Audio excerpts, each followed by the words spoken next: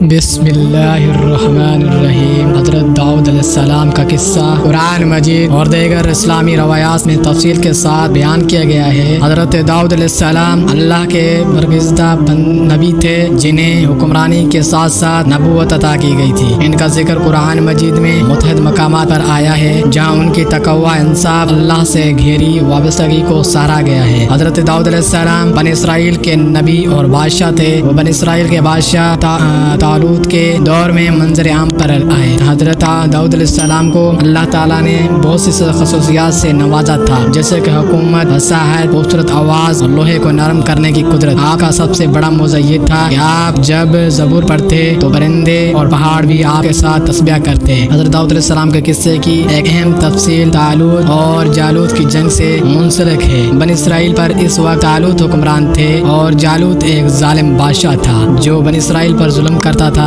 جب دونوں فوجیں جنگ کے لیے آمنے سامنے ہوئی تو جالوت بہت طاقتور اور قوی تھا، جسے بنی اسرائیل کے سپاہی شکست دینے سے قاصر تھے۔ داؤد علیہ السلام جو اس وقت ایک نوجوان چراوے تھے، اللہ کے بھروسے پر جالوت کا مقابلہ کرنے کے لیے آگے بڑھے۔ اللہ نے آپ کامیابی دی اور آپ نے جالوت کو قتل کر دیا۔ یہ واقعہ بنی اسرائیل کی فتح کا سبب بنا اور حضرت داؤد علیہ السلام کی عظمت اور بہادری کا آغاز ہوا۔ جالوت کی موت کے بعد حضرت داؤد علیہ السلام کو بنی اسرائیل کا بادشاہ بنا دیا گیا۔ اللہ تعالیٰ نے آپ کو نبوت کے ساتھ حکمرانی بھی عطا کی۔ آپ کا دور حکومت انصاف اور عدل کی مثال تھا۔ آپ نے اپنے حکومتی فیصلے ہمیشہ حق اور سچائی پر مبنی کیے اور کبھی ظلم کو برداشت نہیں کیا۔ قرآن مجید میں اللہ تعالیٰ حضرت داؤد علیہ السلام کی حکومت کے بارے میں فرماتے ہیں، اے داؤد، ہم نے تمہیں زمین میں خلیفہ بنایا ہے، لہذا لوگوں کے درمیان انصاف کے ساتھ فیصلہ کرو اور اپنی خواہشات کی پیروی نہ کرو۔ حضرت داؤد علیہ السلام کو اللہ تعالیٰ نے کتاب زبور عطا کی جو اللہ کی حمد و ثنا اور اس کے حکم پر مبنی تھی۔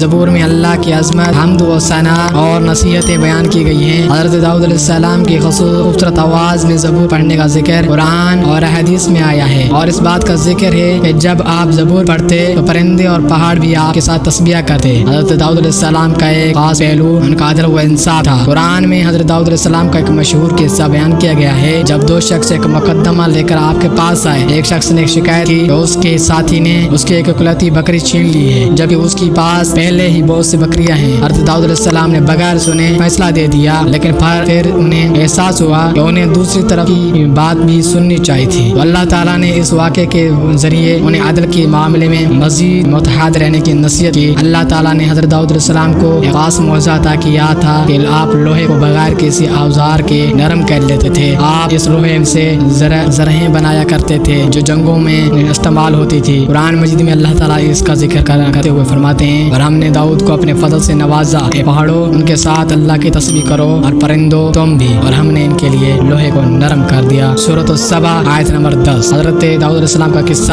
ہمیں یہ سبق دیتا ہے کہ اللہ تعالیٰ کے نبیوں کی زندگی میں مشکلات اور آزمائشیں آتی ہیں، لیکن وہ ہمیشہ حق اور انصاف کے ساتھ کھڑے رہتے ہیں اور اللہ کی مدد پر بھروسہ کرتے ہیں۔